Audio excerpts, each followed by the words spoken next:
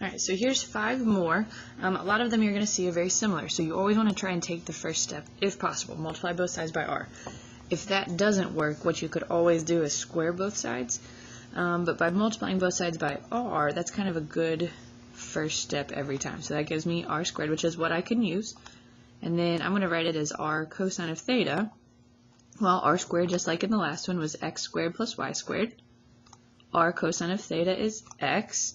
So at this point, I know that I have the same shape. I have another circle, and I have converted from polar to rectangular.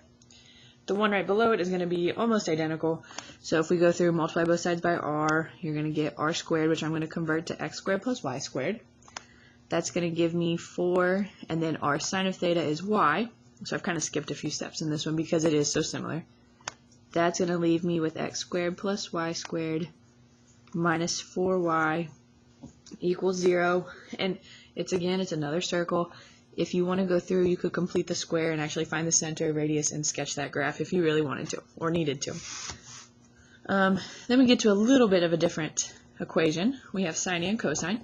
I'm going to do the same thing. Now, this may or may not work. You might have to go back and then try and square both sides. But I'm just going to try and multiply both sides by r. Put that over there. So r squared. Now if I multiply the right side, I have to remember to distribute. So it's r sine of theta. And this looks like it will actually work for this one. R squared, if you notice a pattern, is popping up a lot because we are multiplying both sides by r. R sine of theta is y. R cosine of theta is x. And this is, once again, another circle. So x squared plus x plus y squared minus y equals 0. That's about as far as we'll need to go for right now. Like I said, you may need to complete the square in order to actually graph that rectangular. This one, if we go through for number 3 and multiply both sides by r, this is what I'm going to end up with.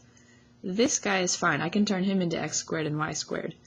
For r, however, I can't really do much to get that into an x and a y. So then I'm going to go back. And I'm going to say, okay, well, multiplying both sides by r didn't work, so let's try to square both sides. That's still going to give me r squared, but now we're just going to have 16.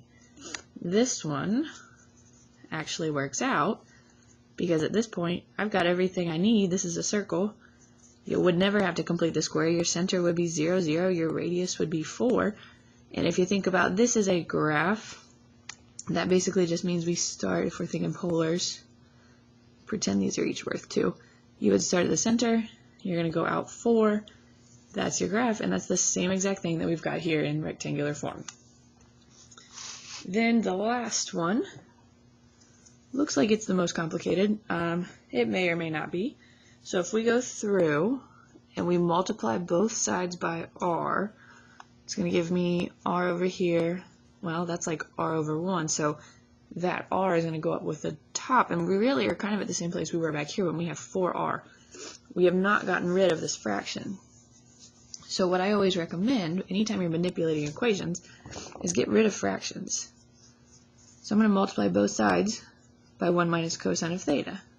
Now over on the left side, you have to remember that's in parentheses. We're going to distribute, so that leaves r minus r cosine of theta. Right side, they will cancel. So we're just left with 4. I can replace this one with x. Slide this up a little bit. Now we're getting closer.